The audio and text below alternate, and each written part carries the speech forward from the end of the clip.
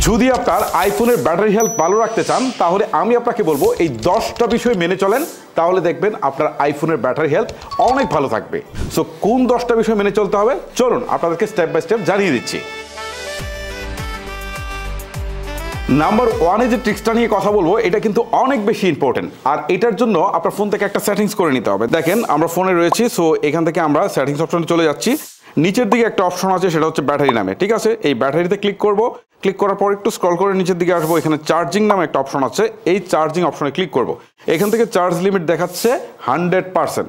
আপনারা যে কাজটা করবেন জাস্ট এইটাকে 80 করে দিবেন, ঠিক আছে।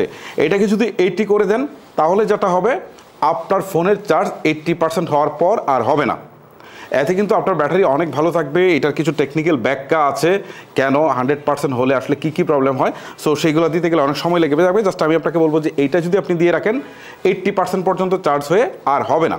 আর একটা জিনিস মাথায় রাখতে হবে যে আপনার ফোনের চার্জিং যেন 20%-এর নিচে নেমে না যায়। যদি নিচে নেমে যায় তাহলে কিন্তু আপনার ব্যাটারির আয়ুকাল কমে যাবে।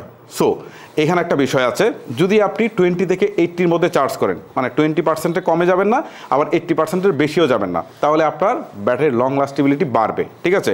এখানে ওভার প্রোটেকশনটাও হবে না, তাছাড়া এটার আয়ুকাল বাড়বে, আর ওভার চার্জিংয়ের যে বিষয়টা থাকে সেটাও কিন্তু হবে না। সো সব মিলিয়ে আইফোনের ব্যাটারি ভালো রাখার জন্য এই সেটিংসটা সবচেয়ে বেশি ইম্পর্টেন্ট।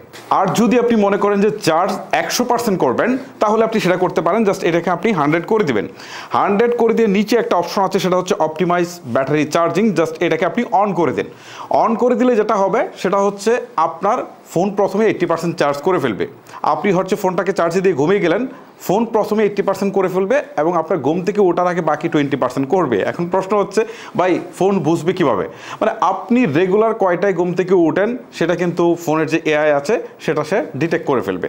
সো আপনি কয়টায়, ধরেন 7টায় ঘুম থেকে উঠেন, সো 7টা বাজার কত সময় আগে সে চার্জ শুরু করলে এটাকে 100% করতে পারবে, সে কিন্তু বুঝেই কাজ করবে, যার ফলে কিন্তু আপনার ফোনের লং লাস্টিবিলিটিটা বাড়বে।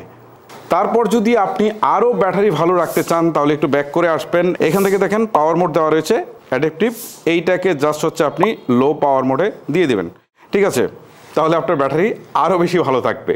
তবে এখানে একটু প্রবলেম আপনারা ফেস করবেন, যেমন আপনার ফোনের স্ক্রিনটা 30 মিনিটে অটো লক হয়ে যাবে, সিরিটা কাজ করবে না, বা কিছু ভার্চুয়াল ইফেক্ট আছে সেগুলো কাজ করবে না, আরও কিছু জিনিস আপনার কাজ করবে না, বাট আপনার ফোনের ব্যাটারি ব্যাকআপটা বাড়বে। সো আপনি যদি মনে করেন যে না সবগুলো ঠিকঠাক মতো কাজ করুক, বাট আমার ফোনের ব্যাটারিটা একটু দ্রুত ড্রেন হলেও আমি সেটাকে চার্জ করে নিতে পারবো, তাহলে এটা আপনার অফ করার দরকার নেই, তাহলে এটা আপনার অন করার দরকার নেই। আর যদি মনে হয় যে না আমার ব্যাটারির ব্যাকআপটাই বেশি দরকার, তাহলে এটাকে আপনি অন করে দেন।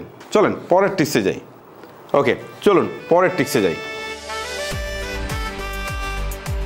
নাম্বার 2তে একটা ভুল কিন্তু আমরা হামেশাই করে থাকি, অর্থাৎ আমাদের ফোনটা যখন ওভারহিট হয় তখন কিন্তু ফোনের ব্যাটারিটা দ্রুত নষ্ট হয়। বাট ওভারহিটের কারণে যে নষ্ট হচ্ছে এটা আমরা বুঝি না। আমরা অনেক সময় ভারী গেম খেলতে থাকি দীর্ঘ সময় ধরে, সো এই অবস্থায় ফোনটা কিন্তু অনেক বেশি ওভারহিট হয়। ওভারহিট হলে কিন্তু ফোনের ব্যাটারি দ্রুত নষ্ট হয়ে যায়। লাইভ স্ট্রিমিং করছেন, ওভারহিট হচ্ছে, আপনি দীর্ঘ সময় পর্যন্ত রোদের ছবি তুলছেন, ফোনটা ওভারহিট হচ্ছে। এছাড়াও আপনি ভিডিও রেন্ডার করছেন, ওভারহিট হচ্ছে। সো আমি আপনাদেরকে বলবো যে এরকম কোনো কাজ যখন করবেন যে ফোনটা ওভারহিট হওয়ার একটা টেন্ডেন্সি আছে, অর্থাৎ আপনি দীর্ঘ সময় গেমিং করবেন, তখন আপনি এসি রুমে বসে গেমিং করার চেষ্টা করবেন। আপনি ভিডিও এক্সপোর্ট দেবেন, এসি রুমে রাখার চেষ্টা করবেন, তাতে আপনার ফোনের ব্যাটারিটা অবশ্যই ভালো থাকবে। আর আপনি চাইলে কুলারও ইউজ করতে পারেন যাতে ফোনটা ঠান্ডা থাকে, তাতে কিন্তু আপনার ফোনের ব্যাটারি অনেক বেশি ভালো থাকবে। নাম্বার 3তে বলবো যে আপনার ফোনের ব্যাটারি যদি ভালো রাখতে চান তাহলে আপনাকে একটা কাজ করতে হবে, সেটা হচ্ছে অরিজিনাল কেবল, চার্জিং কেবল এবং অরিজিনাল অ্যাডাপ্টার ব্যবহার করতে হবে। আমরা তো চার্জিং কেবলটা আসলে ফোনের বক্সের সাথেই পাই, বাট আমরা কিন্তু অ্যাডাপ্টারটা পাই না। এই ক্ষেত্রে আমরা কিনে নিই। আপনাকে আগে দেখতে হবে যে অ্যাপেল সার্টিফাইড চার্জার কোনগুলো, সেটা কিনতে হবে। আবার নকলটা কিনে নিয়ে আসলে কিন্তু আপনার ফোনের ব্যাটারি হেলথ খুব একটা ভালো থাকবে না। সো অ্যাপেল সার্টিফাইডগুলো আপনারা কিনে নিয়ে আসবেন, আর অরিজিনালটা দিয়ে যদি আপনারা ইউজ করেন তাহলে আপনার ফোনের ব্যাটারি হেলথ অবশ্যই ভালো থাকবে। আপনারা চেষ্টা করবেন যে সেই ওয়াটটাই ব্যবহার করতে যেটা আসলে ফোন সাপোর্ট করে। ধরুন 25 ওয়াট সাপোর্ট করে, আপনি সর্বোচ্চ 25 ওয়াটের চার্জারই ব্যবহার করার চেষ্টা করবেন। তার চেয়ে বেশি যদি করেন তাহলে কিন্তু ফোন নষ্ট হয়ে যেতে পারে।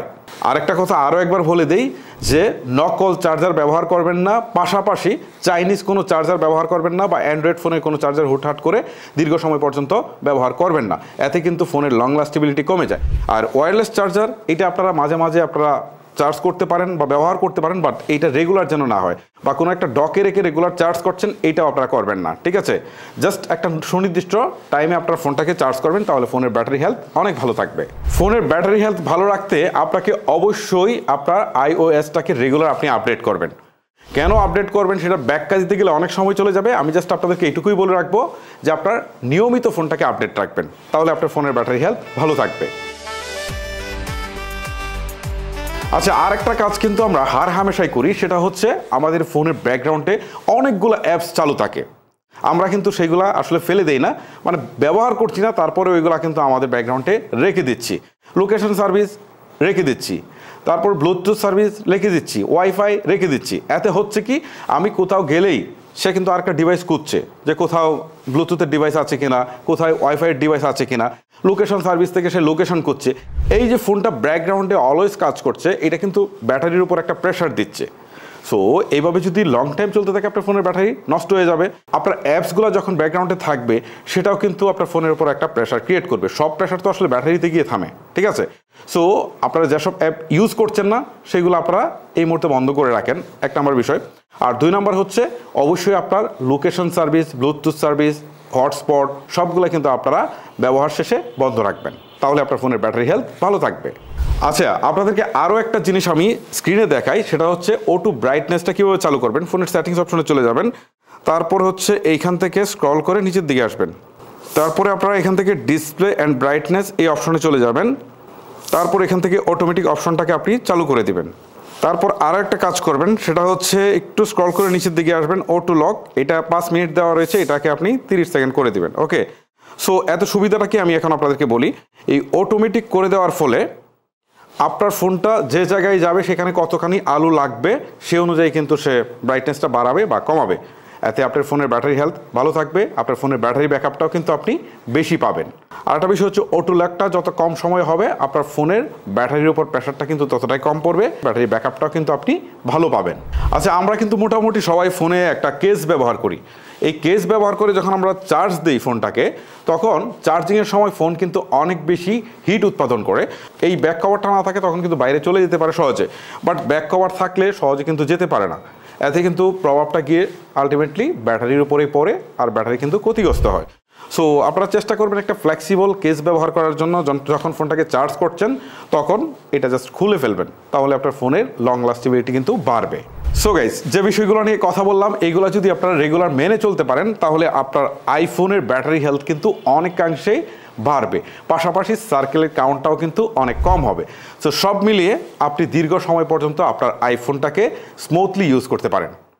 গাইস, ভিডিওটি আর লেন্দি করছি না, এখানে শেষ করছি। আজকের মতো আমি হিমেল বিদায় নিচ্ছি, দেখা হচ্ছে নতুন কোনো ভিডিওতে। আল্লাহ হাফেজ।